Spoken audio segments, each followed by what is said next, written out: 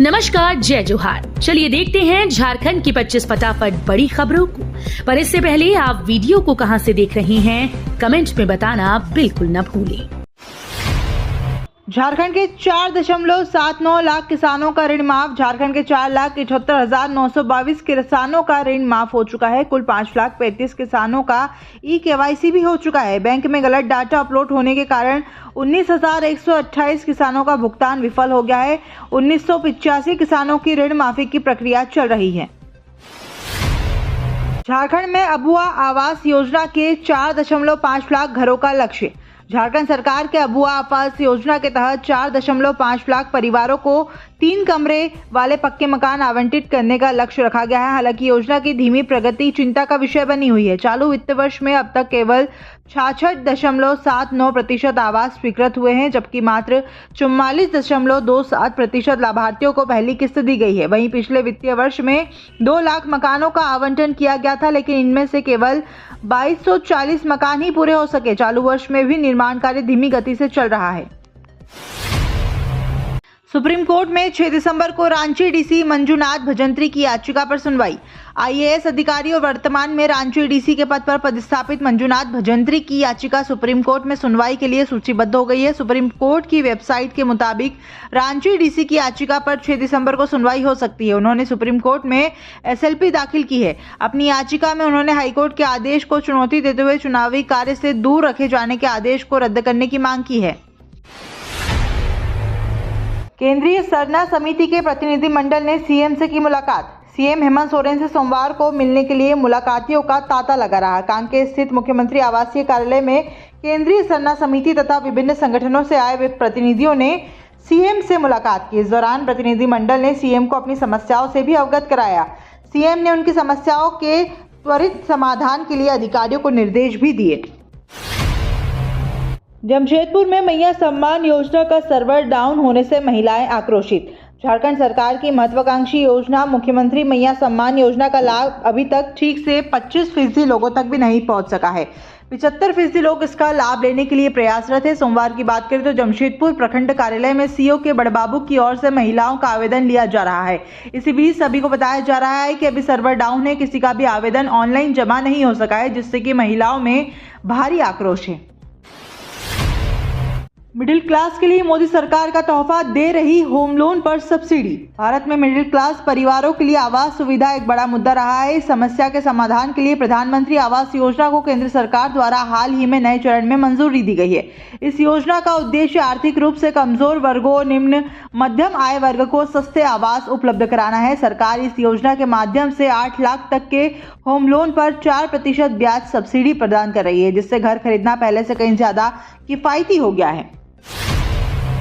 झारखंड में 8 दिसंबर तक सुबह छाया रहेगा कोहरा। झारखंड में सुबह कोहरा छाया रहेगा। 8 दिसंबर तक सुबह में कोहरा या धुंध और उसके साथ आसमान में बादल छाए रहने का अनुमान है। मौसम विभाग ने अपने पूर्वानुमान में बताया है कि सुबह में कोहरा छाया रहेगा, उसके बाद बादल छाए रह सकते हैं।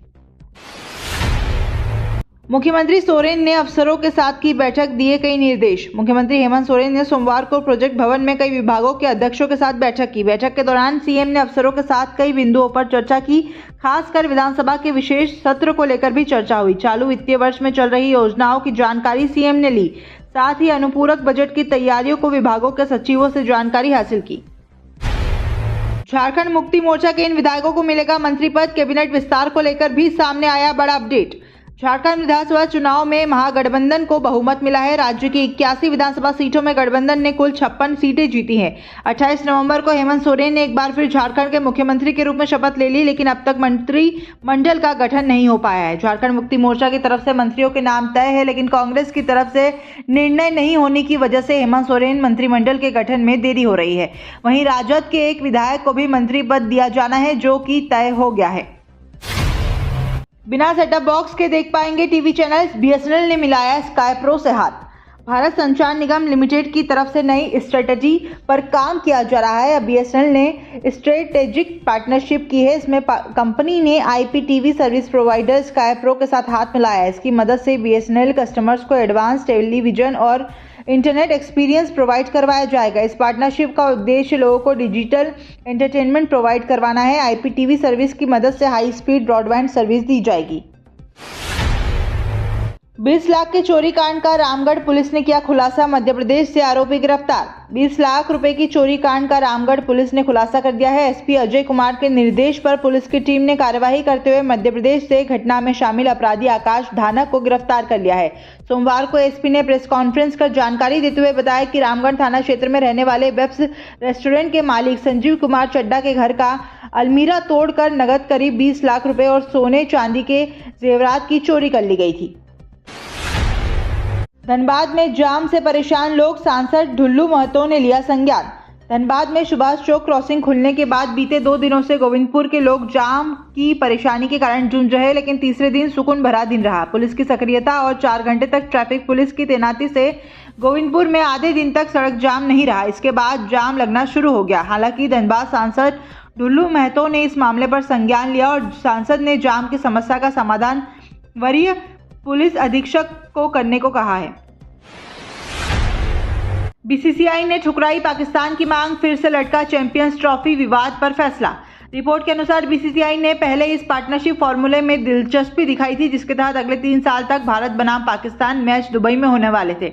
रविवार को छुट्टी का हवाला देते हुए BCCI ने कोई फैसला नहीं सुनाया। वहीं सोमवार और मंगलवार को UAE में दफ्तर बंद होते हैं। इसी बीच जय शाह ने 1 दिसंबर को ICC चेयरमैन का पद संभाल लिया है। इन सभी घटनाओं के बीच चैंपियंस ट्रॉफी मामले का फैसला अब भी अधर में लटका हुआ है। इरफान का भानु पर तंज, कहा आप चले थे मेरे घर बुलडोजर चलाने, जनता ने क्या हाल कर दिया। कांग्रेस विधायक डॉक्टर इरफान अंसारी ने बीजेपी के पूर्व विधायक भानु प्रताप शाही पर तंज कसा है। कहा कि आप चले थे मेरे घर पर बुलडोजर चलाने, लेकिन जनता ने आपका क्या हाल कर दिया। मगर मैं आपके जैसा नहीं हूं। मैं आपके घर पर बुलडोजर नहीं बल्कि यूपी में अन्याय और कट्टरता पर बुलडोजर चलाने निकल चुका हूं। मैंने आपको कई बार समझाया था कि आप सेक्युलर रहो, लेकिन भाजपा में जाने के बाद आपका पूरा रंग रूप ही बदल गया है। साहिबगंज में पेट्रोल पंप मालिक की गोली मारकर हत्या। साहिबगंज के 3 पहाड़ थाना क्षेत्र में 2 नकाबपोश अपराधियों ने गंगोत्री फिलिंग स्टेशन के मालिक शालिग्राम मंडल को गोली मार दी।